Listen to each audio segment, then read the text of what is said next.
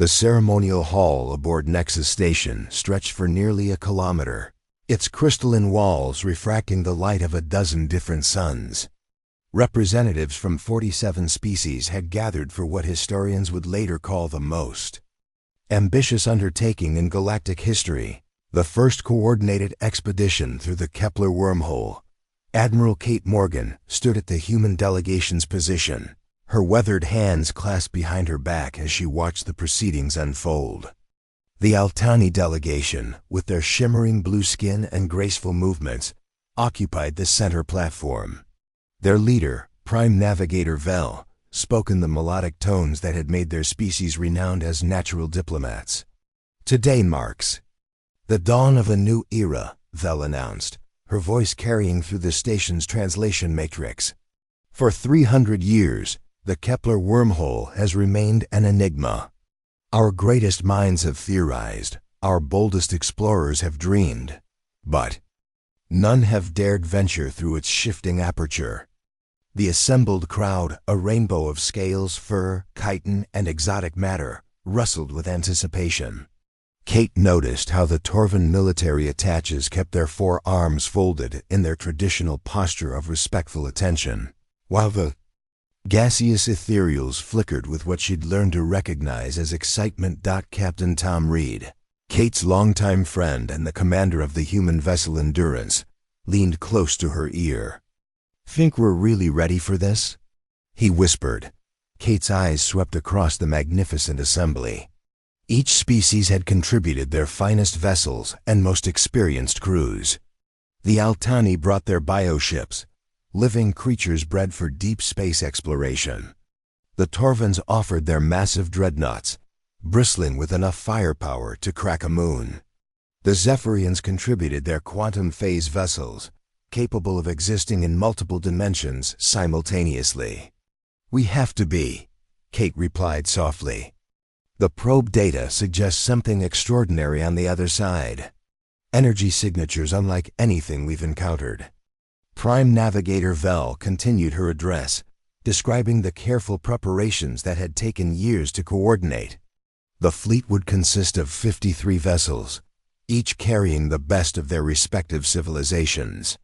Scientific equipment, worth more than some planetary GDP. Diplomatic protocols prepared for first contact scenarios that might reshape galactic civilization. Kate felt a familiar weight in her chest, the same sensation she'd experienced before every major mission in her 30-year career. It was part anticipation, part fear, and entirely human. She glanced at Tom, seeing her own mixture of excitement and apprehension reflected in his brown eyes. The ceremony concluded with the traditional joining of lights, where each species contributed a unique form of illumination to a central beacon. When Kate activated the human contribution, a simple but warm fusion torch, she felt connected to something larger than herself, larger than humanity. Every great bond starts with a single moment of courage. HFY Chronicle Stories is just beginning, and your support matters. If you love emotional sci-fi tales, forbidden connections, and stories that stay with you, hit subscribe. It's free, and it helps us bring more stories from the stars to you. As the delegates began dispersing to their respective ships, Kate caught Tom's arm. "Whatever happens out there, the fleet assembled in perfect formation 3 light minutes from the Kepler wormhole's event horizon." Kate stood on the Endurance's bridge, watching the massive display screen that showed their allied vessels spreading across space like a constellation of hope. The Altani bioships pulsed with bioluminescent patterns, their living hulls breathing in the vacuum. The Torvan dreadnoughts maintained rigid military precision, their weapon systems powered down in a gesture of peaceful intent. The Zephyrian vessels flickered in and out of normal space, testing their dimensional phase systems. "All ships report." "Ready," announced Lieutenant Beth Cross from the communication station. Her voice carried a slight tremor, not from fear, but from the magnitude of the moment. Kate activated the fleet-wide channel. "This is Admiral Morgan to all vessels. We stand at the threshold of discovery. Whatever lies beyond the wormhole, we face it together as one united fleet. Maintain formation Delta 7. Stay sharp, stay ready. The responses came back in a symphony of languages, all translated through the universal communication protocols. Acknowledged human vessel. The Torvan Imperium stands ready. The ethereal collective flows forward with purpose. Tom initiated the approach sequence, and the entire fleet began moving toward the wormhole as one massive entity. The phenomenon itself defied easy description, a wound in reality that seemed to shift between dimensions, its edges crackling with energies that made their instruments dance wildly. Energy readings are off the charts, reported Dr. Lisa Hawk from the science station. The gravitational distortions alone should be tearing our ships apart, but somehow the field generators are compensating. As they drew closer, Kate noticed something that made her skin crawl. The alien vessels, those magnificent products of advanced civilizations, were beginning to show signs of stress. The Altany bioship's bioluminescence flickered erratically. The Torvan dreadnought's hull plating groaned audibly over the cum systems. The Zephyrian vessel's phase shifting became more violent, more unstable. "Admiral," came a distress call from the Altany flagship. "Our biosystems are experiencing severe distress. The wormhole energy it's toxic to our living ships." Similar reports flooded in from across the fleet. The ethereal collective's gaseous forms were being disrupted by unknown radiations. The crystalline resonance ships were developing hairline fractures. Species after species reported critical system failures as they approached the wormhole's threshold. Only the human ships remained unaffected. "Tom," Kate said quietly, "are you seeing this?" Captain Reed's face was grim as he studied the incoming reports. "Our systems are running perfectly. Not even a fluctuation in our power grid." Kate felt a chill run down her spine. "Why us? Why are we the only ones not affected?" Before Tom could answer, the fleet reached the wormhole's event horizon. The alien vessels, despite their distress, maintained formation with admirable discipline. The Altany bioships pushed through their pain, their living hulls contracting with effort. The Torvan dreadnoughts pressed forward even as their advanced technology began failing. "Fleet entering wormhole transit," Lieutenant Cross announced. The universe twisted around them. Reality became fluid, colors that had no names bleeding through spacetime itself. Kate felt her consciousness stretched across dimensions, experiencing sensations that human language had no words for. Through it all, the Endurance and her sister ships held together, their human-designed systems functioning perfectly in the chaos. The alien vessels were not so fortunate. Kate watched in horror as the magnificent bioships began to convulse, their living tissue rejecting the wormhole's energy. The Torvan dreadnought's armor plating started to phase out of existence. The Zephyrian vessels lost their ability to control their dimensional state, scattering across multiple realities simultaneously. "Admiral," Dr. Hawk's voice cut through. "The transit static, the alien ships, they're not just malfunctioning. They're being absorbed. The wormhole is consuming their exotic technologies, their non-human designs. But it's leaving us alone." As they emerged on the far side of the wormhole, Kate's worst fears were confirmed. The human fleet hung alone in an alien star system, surrounded by debris and fading energy. Signatures where their allies had once been. They had crossed the threshold together as a grand alliance. Only the humans had survived the journey. The star system that greeted them on the far side of the wormhole was hauntingly beautiful and utterly wrong. Twin suns, one burning a fierce blue-white, the other a deep amber, cast conflicting shadows across a collection of worlds that seemed to shift position when nobody was looking directly at them. Kate stood in the Endurance's observation lounge, staring out at the impossible vista while her fleet of 7 remaining human vessels conducted preliminary scans. The weight of their losses pressed down on her like a physical force. 46 ships, thousands of beings, entire civilization's greatest minds and explorers, all consumed by the wormhole's selective hunger. The planetary configurations don't match any known orbital mechanics, Dr. Hawk reported over the intercom. Her voice strained from hours of analysis. These worlds are maintaining impossible positions. It's as if someone arranged them artificially.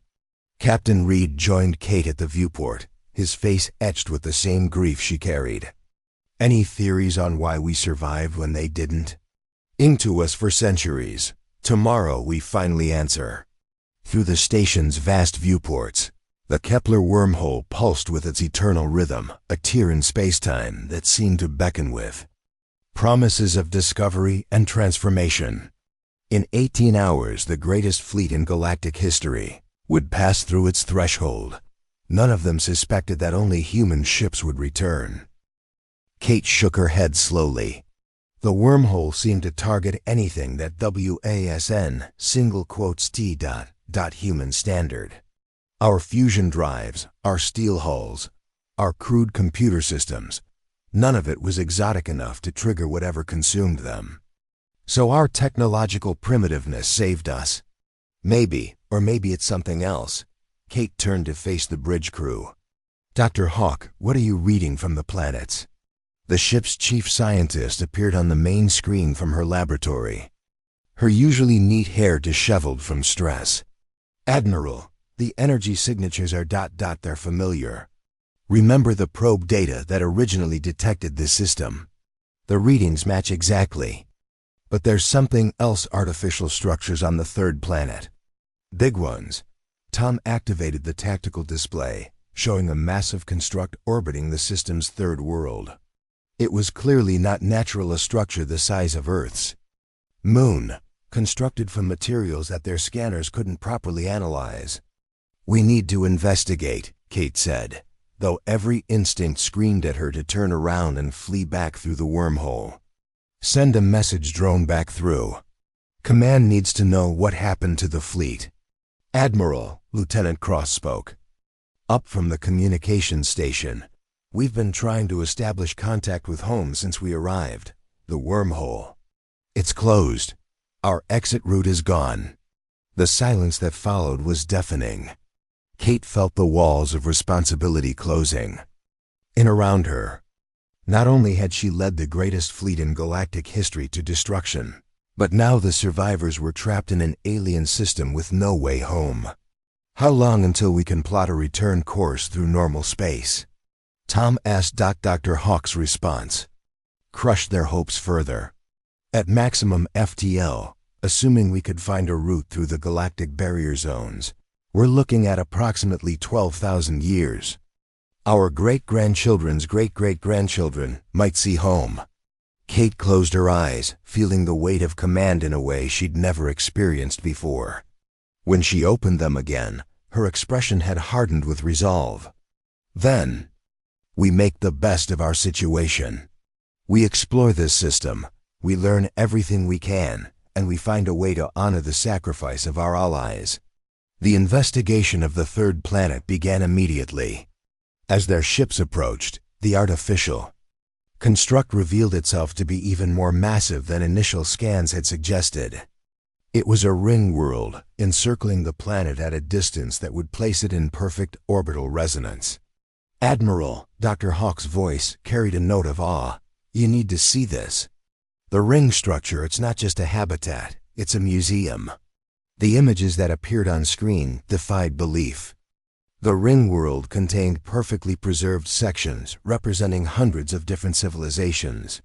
Architecture, vehicles, technology, and what appeared to be actual beings, all held in some form of temporal stasis. My God, Tom whispered. It's like someone collected samples of entire civilizations. Kate stared at the display, a terrible suspicion growing in her mind. Dr. Hawk, scan for our lost allies. Check if there are any sections that match Altani, Torvin, or Zephyrian technology. The wait seemed eternal.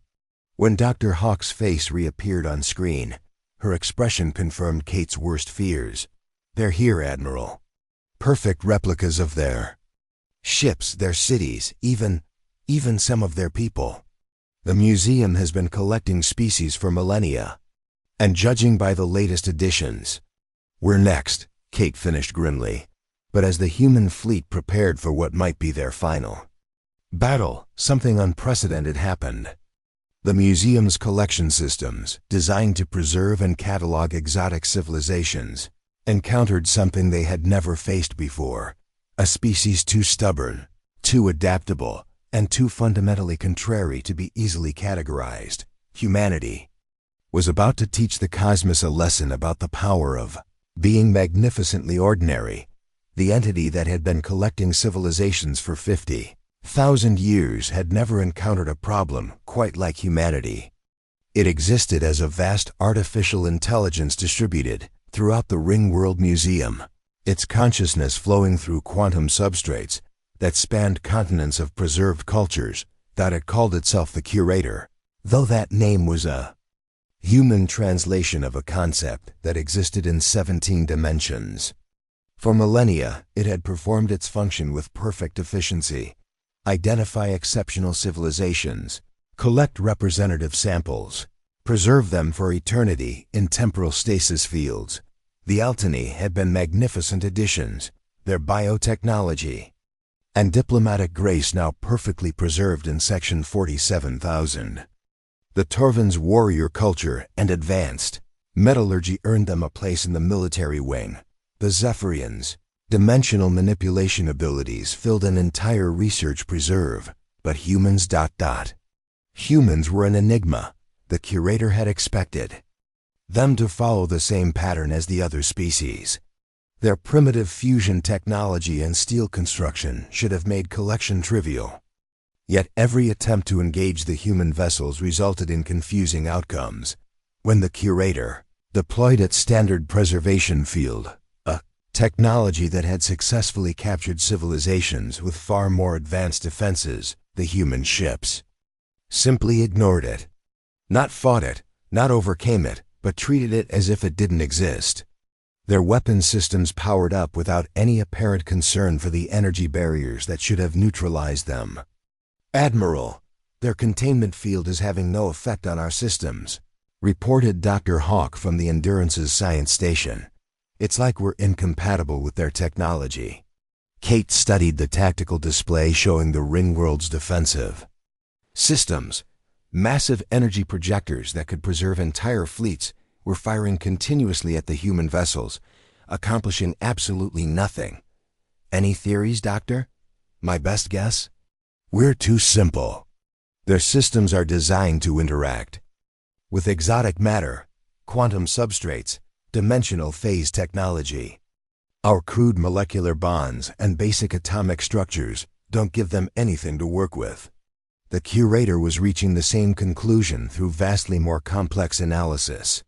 These humans represented something it had never encountered: a species that had achieved spaceflight without developing any of the exotic technologies that made other civilizations collectible.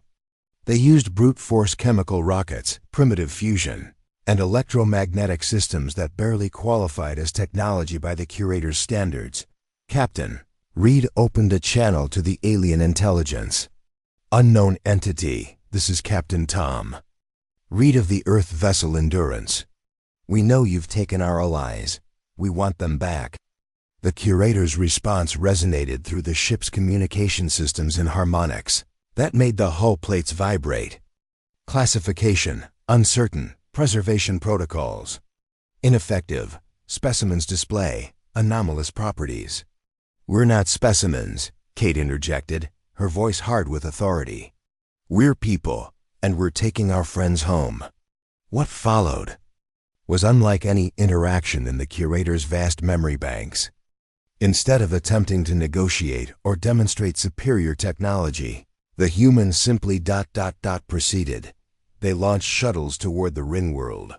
They began scanning for their allies' preservation chambers. They acted as if the most advanced collection system in the galaxy was merely an obstacle to work around. Dr. Hawk's team located the recent additions to the museum, perfect stasis chambers containing representatives of each species that had entered the wormhole. The Altani delegation floated in biosuspension. Torvan warriors stood frozen in temporal fields. Ethereal beings hung like captured clouds. "They're alive," Dr. Hawk reported, her voice filled with wonder. "The preservation process maintains them at the exact moment of capture. We can reverse it if we can access the stasis controls." The curator watched in growing confusion as human engineers began interfacing with systems that had been built using technologies beyond their comprehension. By all logic, their crude tools should have been incompatible with the quantum mechanical control systems. Instead, human stubbornness produced results that defied physics. "The neural interface isn't responding to our biosignatures," reported engineer Mike Torres from inside the ring world. "So I'm just going to bypass it entirely. Lisa, can you reroute power through our portable fusion cell?" "That shouldn't work," Dr. Hawk replied over the comm. "The energy types are completely incompatible." "Yeah, well, the universe doesn't always cooperate with should," Mike responded. "Initiating bypass ... now." One by one, the stasis fields began deactivating. Not through sophisticated technological interface or clever hacking, but through the simple human approach of identifying what needed to happen and making it happen regardless of theoretical impossibility. The curator experienced something it had never felt in 50 millennia of existence: confusion, and beneath that, something that might have been admiration. These crude, primitive beings were systematically dismantling systems that had taken civilizations millions of years to develop, not through superior technology, but through sheer stubborn refusal to accept limitations. As the first Altani stirred to consciousness in her liberation chamber, Prime Navigator Vel's melodic voice carried a note of bewilderment. "Human Kate ... How did you?" Kate helped the graceful alien to her feet, supporting her through the disorientation of temporal displacement. "We're too dumb to know when we're beat," she said with a grim smile. "Sometimes that's exactly what you need." The curator had spent 50,000 years collecting the galaxy's most remarkable civilizations, but it had never learned the most important lesson, sometimes the most extraordinary thing about a species is how utterly ordinary they can be. As the liberated aliens recovered from their temporal displacement, the ringworld's ancient intelligence found itself in unprecedented territory. Every protocol, every collection algorithm, every preservation directive was failing against humanity's simple refusal to be categorized. "The biosystems are responding well to revival," Dr. Hawk reported as she monitored the freed Altani delegation. "Their cellular structure is remarkably resilient. A few hours and they should be fully functional." Prime Navigator Vel approached Kate in the ringworld's central chamber, her movements still slightly unsteady but gaining strength. The graceful alien's expression mixed gratitude with bewilderment. "Admiral Morgan, what you have done. No species has ever successfully penetrated the curator's collection systems." "We didn't penetrate them," Kate replied, watching as her engineers continued their methodical liberation of the preserved beings. "We just ignored them. Sometimes the best way through a maze is to walk through the walls." The Torvan military leaders were among the next to be freed, their four-armed forms imposing even in their confusion. Commander Brock, their expedition leader, flexed his limbs experimentally as the last of the stasis energy dissipated from his system. "Human Admiral," Brock rumbled in a species gravelly voice, "the Torvan Imperium owes you a debt that spans the cosmos. How do we repay such a thing?" "Help us get everyone home," Kate said simply. "That's payment enough." The curator's voice resonated through the chamber, its harmonics now carrying undertones of something that might have been curiosity. Query: human entities demonstrate unprecedented variables. Purpose of collection protocols requires re-evaluation. Captain Reed looked up from helping a group of crystalline resonant beings adjust to their restored temporal state. What's it trying to say? Dr. Hawk, who had been interfacing with the curator's linguistic systems, turned from her workstation with an expression of amazement. I think it's questioning its entire existence. The curator has spent millennia preserving exceptional civilizations, but we've shown it that sometimes the most valuable trait is being unexceptional. The artificial intelligence's next communication carried a resonance of discovery that made the ring world structure hum with harmonic frequencies. Conclusion: preservation paradigm incomplete. Human variables suggest alternative methodologies. Query: cooperation protocols possible? Kate felt a spark of hope for the first time since their arrival. Are you asking if we want to work together instead of being preserved? Affirmative. Human adaptability demonstrates collection limitations. Mutual benefit scenarios require exploration. The curator paused, its vast intelligence processing concepts it had never considered. Query: human entities possess return pathway knowledge? Tom stepped forward, his expression thoughtful. We can't reopen the wormhole from this side, but if someone could create a dimensional anchor point, our ships could generate enough gravitational distortion to force a temporary passage. The liberated Zephyrian entities, masters of dimensional manipulation, conferred among themselves in harmonics that existed partially outside normal space-time. Their spokesman, a being called Weaver of Probability, approached the group with movements that flickered between dimensions. The human suggestion has merit, Weaver communicated through translated probability waves.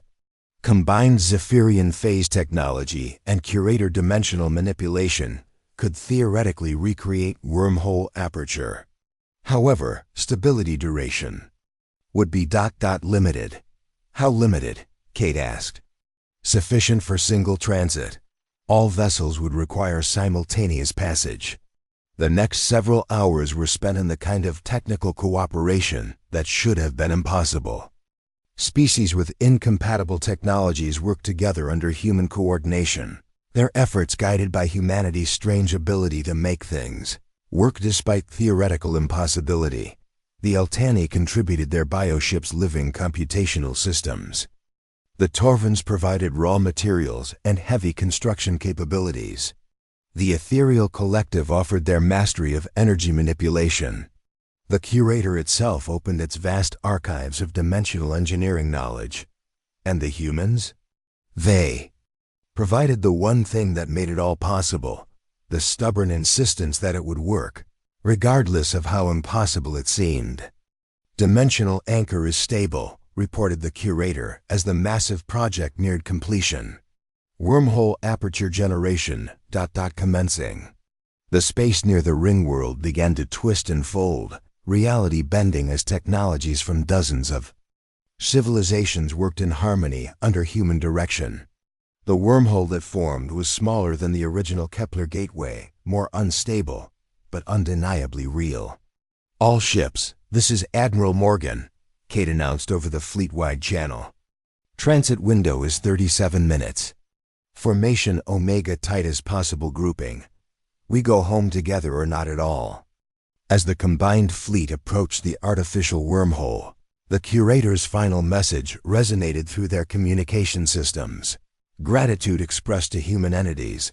Paradigm expansion achieved. Museum protocols permanently altered. Future cooperation ... welcomed. The journey home was chaos-twisted spacetime, failing systems, and the constant threat of dimensional collapse. But when they emerged on the familiar side of the galaxy, every single ship made it through. Not just the human vessels this time, but their allies as well, protected by humanity's inexplicable ability to function in impossible circumstances. The fleet that had departed as a grand alliance of exploration returned as something unprecedented. Proof that sometimes the most valuable trait in the universe isn't being exceptional, it's being exceptional at being ordinary. As Nexus Station appeared on their view screens, Kate allowed herself a small smile. They had lost nothing and gained everything, including an ally that would reshape the galaxy's understanding of what made a civilization truly worth preserving. The cosmos had learned a new lesson: never underestimate the power of human stubbornness to ignore the rules of reality itself.